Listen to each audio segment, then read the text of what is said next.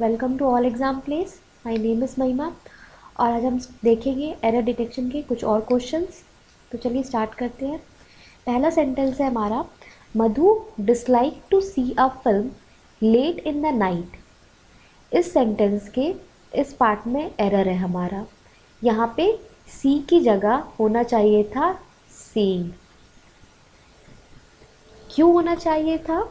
क्योंकि जब भी हम सेंटेंस में डिसलाइक वर्ड देखें, ठीक है, तो उस सेंटेंस में हमेशा जर्न यूज होना चाहिए इंस्टेड ऑफ वर्ड। अब मैं आपको बता दूं शॉर्ट में कि जर्न होता क्या है।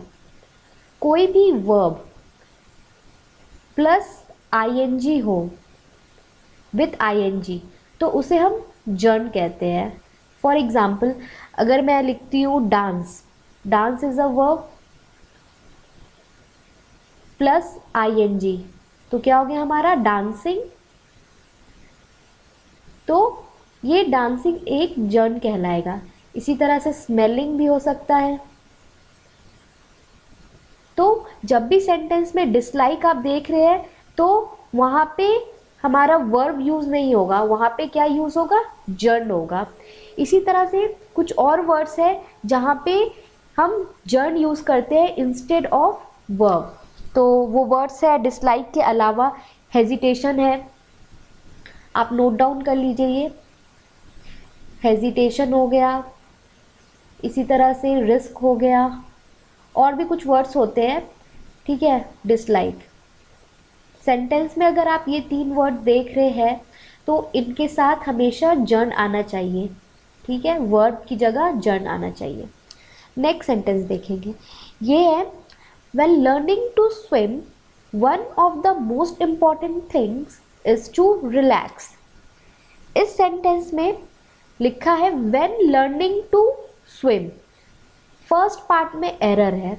इस पार्ट में यहाँ पे व्हेन की जगह वाइल होना चाहिए। Instead of when there should be while.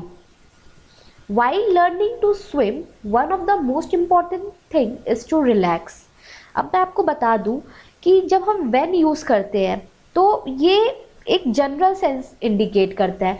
जैसे अगर हमने क्वेश्चन पूछा when he is coming home, या when you are doing your work, when you will be doing your work, तो एक जनरल सेंस बताता है। लेकिन जब हम वाइल वर्ड यूज करते हैं, when we are using while, तो it always imply a time.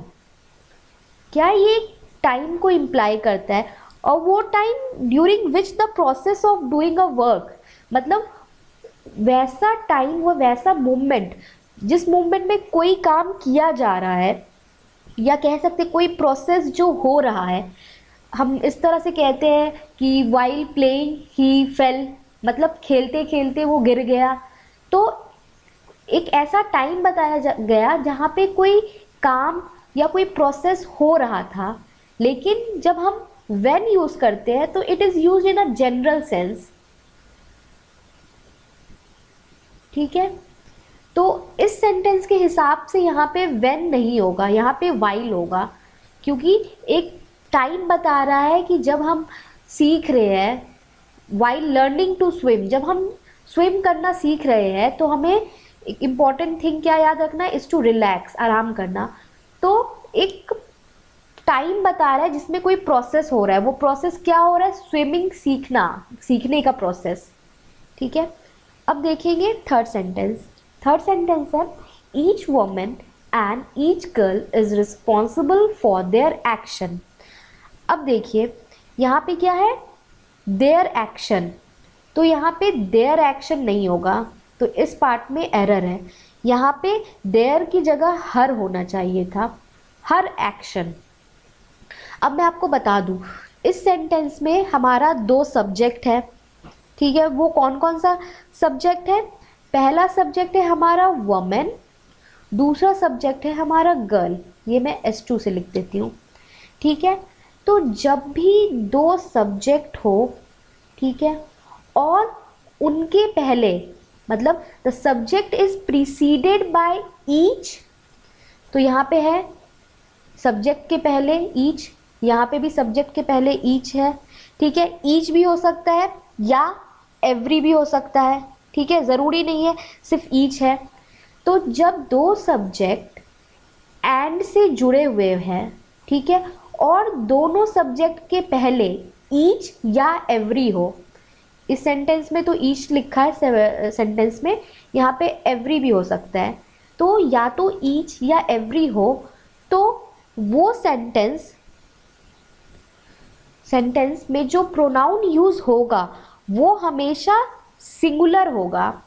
यानी ये जो दो सब्जेक्ट हैं तो उन दोनों सब्जेक्ट के लिए जो प्रोनाउन यूज होगा हर होगा, जो कि एक सिंगुलर प्रोनाउन है। ठीक है, अब मैं आपको बता दूं प्रोनाउन वो होते हैं जो नाउन की जगह यूज होते हैं। ठीक है, अगर मान लीजिए मैंने लिखा है Ram is a good boy, ठीक है, तो अगर कोई ऐसा वर्ड जो नाउन की जगह यूज हो जाए, ठीक है, फॉर इस तरह से हम लिख सकते हैं, राम के लिए ही भी लिख सकते हैं, ठीक है, तो ये नाउन को रिप्लेस कर सकता है, ही भी राम को ही डिनोट करेगा। तो प्रोनाउन ऐसे वर्ड्स होते हैं जो नाउन की जगह यूज होते हैं। ठीक है, तो सिंगुलर प्रोनाउन यूज करेंगे किस केस में, जब दो सब्जेक्ट हो और वो दोनों सब्जेक्ट के पहले ईच या एवरी हो और दो सब्जेक्ट एंड से जुड़ा हो, तो उन दोनों सब्जेक्ट के लिए हम सिंगुलर प्रोनाउन यूज करते हैं। तो यहाँ पे क्या है, वमेन की बात हो रही है और गर्ल, तो सिंगुलर प्रोनाउन क्या होगा, हर होगा। अब आएंगे फोर्थ सेंटेंस में, ये है Mahesh is the wisest and strongest boy of the class. इस सेंटेंस के सेकेंड पार्ट में एरर है, यानी इस पार्ट में यहाँ पे स्ट्रॉन्ग की जगह स्ट्रॉन्गेस्ट होना चाहिए था। स्ट्रॉन्गेस्ट होता तो ये सेंटेंस करेक्ट हो जाता, क्योंकि अब देखिए यहाँ पे दो एडजेक्टिव्स की बात हुई है।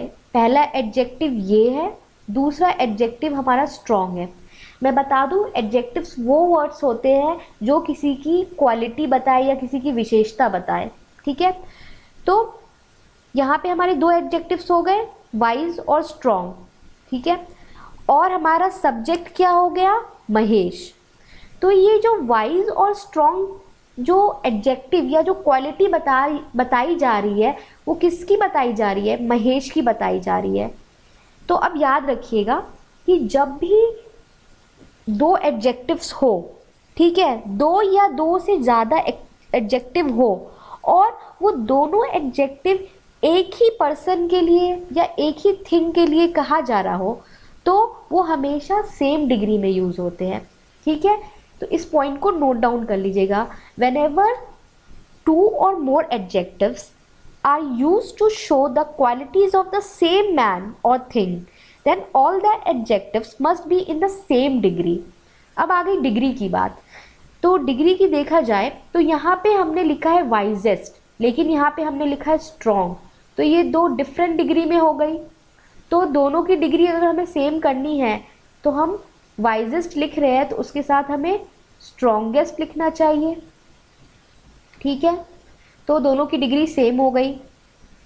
अब आएंगे लास्ट सेंटेंस में, ये लिखा है I can run as fast if not faster than you. इस सेंटेंस में एरर है सेकेंड पार्ट में। यहाँ पे होना चाहिए था एज फास्ट एज, यानी फास्ट के बाद फिर से हमें एज लिखते तो फिर ये सेंटेंस हमारा करेक्ट होता। अब मैं बता दूं कि जब भी हमें क्वालिटी बता रहे हैं किसी चीज़ का, ठीक है, तो we have to use as before and after the adjective. यानी इस सेंटेंस में हमारा एडजेक्टिव क्या है, दिस इज आवर एडजेक्टिव, ठीक है, फास्ट।